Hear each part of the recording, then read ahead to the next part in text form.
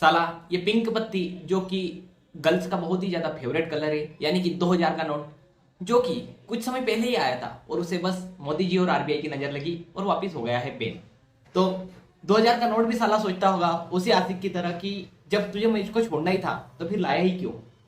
तो बस आज के इस वीडियो में यही जानेंगे कि आखिरकार गवर्नमेंट को 2000 का नोट क्यों बैन करना पड़ा और क्या कारण थे जिसकी वजह से 2000 का नोट आया था। सो हाय गाइस, मैं हूं कपिल सोंती। स्वागत है आपका मेरे चैनल पर, जहां पर आपको मिलता है इन्वेस्टमेंट, पर्सनल फाइनेंस और बिजनेस रिलेटेड कंटेंट, जिसका मेन फोकस है 1 मिलियन लोगों को फाइनेंशियल फ्रीडम अचीव करवाना। तो चलिए क्यों बैन किया उससे पहले जानते हैं कि आखिरकार 2000 का नोट आया ही क्यों था सर्कुलेशन में। देखो यार, जब किसी भी देश में डिमोनेटाइजेशन होता है ना, तो उस समय सबसे ज्यादा अगर किसी चीज का क्रंच आता है ना, तो वो है करेंसी का। क्योंकि जो पुराने सारे के सारे नोट है वो तो इनवैलिड हो गए, तो अब गवर्नमेंट को कोई ना कोई नया तरीका तो खोजना था। तो देखो, गवर्नमेंट ने एक शॉर्टकट रास्ता अपनाया कि क्यों ना एक 2000 का नोट बनाया जाए, ताकि जो भी करेंसी की रिक्वायरमेंट है, मतलब कि डिमांड को प्रॉपर फुलफिल कर दिया जाए। तो इसलिए गवर्नमेंट ने सोचा कि एक 2000 का नोट निकाल देते हैं ताकि वो पूरी की पूरी फुलफिल कर देगा। बट देखो यार, 2000 का नोट एक बहुत बड़ा नोट है, तो इससे एक समस्या यहां आती है कि इससे जितना ज्यादा होगा ना, उतना ज्यादा ब्लैक धन एक ही जगह पर छोटी सी जगह में आ जाएगा। क्योंकि 2000 का नोट शायद इतना बड़ा है, तो अगर आपके पास में बहुत सारे 2-2000 के नोट है तो आप आराम से बहुत सारी ब्लैक मनी एक ही जगह पर स्टोर कर लोगे।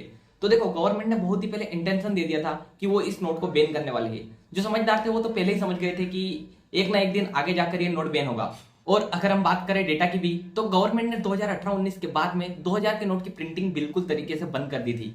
और देखो यार, आपको पता है एक नोट की लाइफ स्पेन 4 से 5 साल होती है, क्योंकि आरबीआई की क्लीन नोट पॉलिसी बोलती है कि पब्लिक के पास में अच्छी से अच्छी क्वालिटी का नोट और बेटर सिक्योरिटी के फंक्शन वाला नोट ही रहना चाहिए।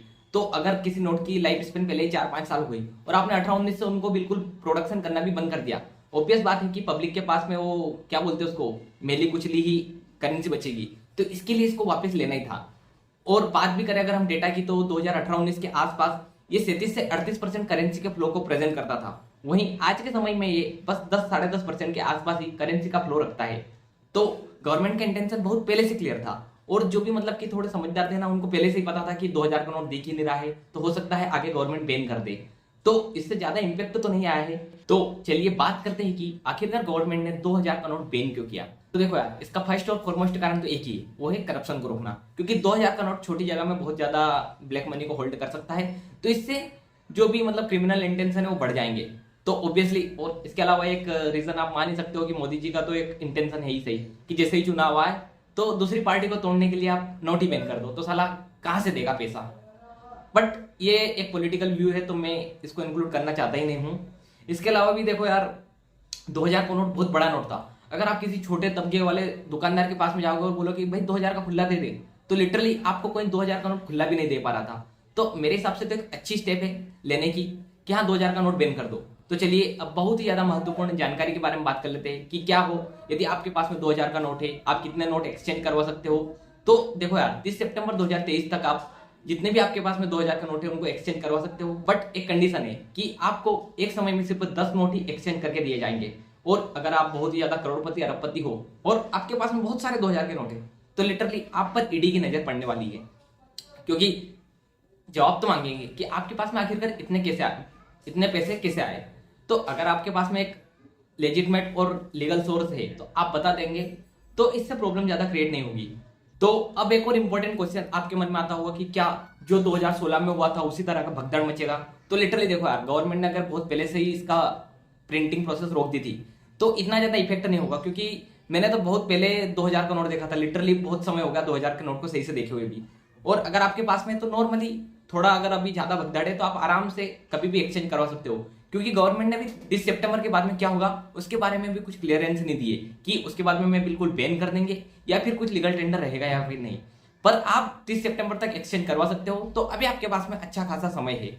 तो मेरे हिसाब से भगदड़ तो नहीं मचनी चाहिए। और हाँ यार, मैं बताना भूल गया था कि आप एक्सचेंज तो बस 20,000 का अमाउंट ही कर सकते हो 2000 के नोट से, पर आप आपके अकाउंट में डिपॉजिट कितना भी करवा सकते हो बैंक में जाकर। तो हाँ, डिपॉजिट पर कोई भी लिमिट नहीं लगाई गई है। बट यदि आप विड्रॉ करके मतलब एक्सचेंज करके लाते हो तो आप बस 20,000 ही एक टाइम पर मैक्सिमम एक्सचेंज करवा सकते हो। चलिए अब इस वीडियो को एक इंपॉर्टेंट एस्पेक्ट की तरह देखते हैं कि इससे हमारी इकोनॉमी में क्या फायदा होगा। तो देखो यार, एक सबसे बड़ा बेनिफिट यही है कि करप्शन थोड़ा कम हो जाएगा। इसके अलावा जो भी जितना ज्यादा डिजिटल पेमेंट है ना, उनको और ज्यादा बढ़ावा मिलेगा। देखो, पहले ही बहुत सारे लोग यूपीआई वगैरह का इस्तेमाल कर रहे थे, पर जो लोग भी कैश का ट्रांजेक्शन कर रहे थे ना, उनको अब डर रहेगा कि पता नहीं मोदी जी की कब ठनक जाएगी और कब पता नहीं क्या कर देंगे। तो इसलिए इससे और भी ज्यादा जो डिजिटल पेमेंट है ना, उसको फायदा होगा। और अगर बात करें मेरे ओपिनियन की कि 2000 का नोट बैन किया तो क्या सही है या फिर गलत, तो मैं मानता हूं कि बहुत ही सही किया। क्योंकि देखो यार, जितना ज्यादा आप डिजिटल पेमेंट करोगे उतना ही ज्यादा आप करेंसी को ट्रैक कर पाओगे और उतना ही ज्यादा आपको पता लगेगा कि कौन सा तबका कितनी इनकम अर्न कर रहा है। क्योंकि आप अगर 2 नंबर की भी इनकम अर्न कर रहे हो तो आप उसको केस में रखोगे। तो अगर आप बस डिजिटल पेमेंट ही होता है और अगर मान लो ये 80-90% पे भी चला जाता है डिजिटल पेमेंट, तो इससे इकोनॉमी को बहुत ही ज्यादा बूस्ट मिलेगा। और जो वीजा और मास्टर कार्ड जिनकी मोनोपोली डिओपोली जो भी बोल सकते हो वो आराम से पूरी तरीके से खत्म हो जाएगी। और हमारी गवर्नमेंट स्टेप्स ले रही है कि यूपीआई को आगे आगे देशों में जाया जाए और आगे हम किसी भी देश में बिना किसी ज्यादा कोई ट्रांजेक्शन फीस के पेमेंट को सेंड और रिसीव कर सकते हैं। तो मेरे हिसाब से तो एक अच्छा रिसोर्स है कि जिनके पास में ब्लैक मनी है उनकी तो वाट लग गई और सब यही बोलेंगे वाह मोदी जी वाह।